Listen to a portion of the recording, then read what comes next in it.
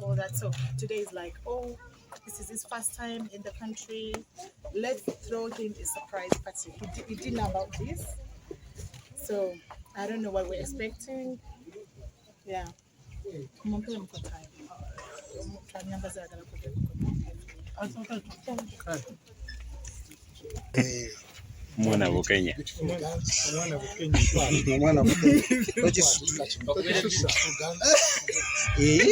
Wange mu country home ye tulina maka abiri tulina entinda ne gano katendo country home ye jawumulira mukadde bwe ategekedde bawanga akabaga saka kogera mu lulimi lw'ekimanyi ategekedde bawanga akabaga akamwaniriza mu nsi ye time ye bwe yansasula nasasula bright price bwe kimwe n'alisasula tebafuna time wemwebaza kati azze kumwebaza. It's sort of a Thanksgiving, and I don't know what's happening here. We are yet to see. So let's see. So how do you feel coming to your daddy's country home after a while? It's amazing. I've not been in the country since lockdown. So like I've done, but because I was having babies the entire lockdown, that's why it took me some time to do what to come back. And then the lockdown hit and the babies. Yeah. So how do you feel being home? I feel so great. I feel so amazing. I feel so great being here, and yeah, it's amazing. Like I'm here with my entire family, my kids. You've seen them, my husband and his siblings. They're all here. The entire Nigerian community. Hello, welcome to Uganda. Hello, thank you. Yes. Is this your first time being in the country, in Uganda, the Pearl of Africa? This is my first time. How do you feel?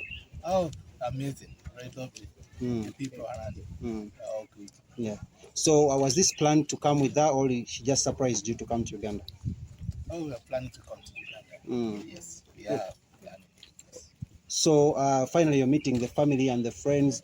How are you finding the whole situation down here? The whole situation, like I said, is lovely. The people around, everybody are good, so lovely. So I'm really happy to be here. Have you learned some Luganda so far? Yeah, maybe you can try to tell me something. What have you learned so far in Luganda? What has she taught you? One, the greeting. Could you please greet us in Luganda? Oh, yeah. Okay. Well, I want to tell everyone gently. Oliotia.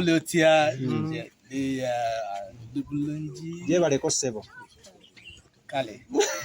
So now you're meeting the father finally face to face. Are you surprised? Did you expect this? Aren't you wondering what's really happening? What's happening here now? Yes. I don't know what's happening at the moment. Yeah. Yes, I don't know, but what I know is I'm surprised when I get here and see everyone. So since it's your first time in Uganda, have you tested local food? Because local food from Uganda? Yes, name it, everything. Like what? What have you like? Okay. Bukenya. The one with the Peanuts? peanuts, yes. What about Rolex? Is it the one with Eggs and chapati? Yeah. Yes. Yeah. Okay. Rita, tukomye okewo tuddeko ko mu Luganda katono nnyo. Bane mutu katono nnyo tumute tumubaleetere kubanga tunamubatera. So Rita, ng'omaze nga tuze kati waka. Kiyange kubadde ng'omukolo gw'ogusemba ki ekiddako Rita? Ekiddako abazadde bange bagenda kulaba omwami wange bonna bajjajja bonna tebamulaba emikolo gyonna gyali UK kati bonna bwe bagenda leero mulaba bamusabire bamwemukisa n'okumuwelkaminga. Of course eri UK tulina family eri entonotono nga baganda baddadde abamu abatini bo bali eri kati mwasenge yangaba ali eri tulinayo ne mama ayasikira mama wange naye abeera eri kati naye ku luno bwe tugenda like official okulaba abasinga enganda esinga.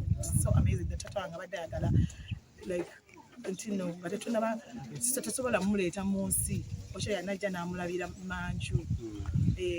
So ekirala omukolo nga guno gambye kulaba family tulaba bintu abasimaniroza mu kwanjula twamala okwanjula basasula bride price basasula lete ente 3 ezimu za sadika zino okuzala ezimu bazituma n'amanya gange dadi huyo musobola omubuuza asobola babulira yasasula bride price tebamubanja yasasula amakanzu amagomesi ente byonna bine yabireeta ate yajja lunaku lwe twatuuka yatuukira nga tetumanyi dadi bino abikoze so yaleeta ebintu ate kirala this is a good tachimanyi tamanyi kiri wano kubatandika kuleeta bintu ze mugambe nti nompirikako sisanga agenda kwanjula nabajanga netujanga twambadde okay nga social in tradition wabawo emikolo bazadde ba both sides babaawo emikolo gwogamba gyali UK kyogamba abazadde bo bakikane bajje abazadde bange abamu bonna bajja abamu abazadde mukaaga bajja like patano ne matano bajja ko basatu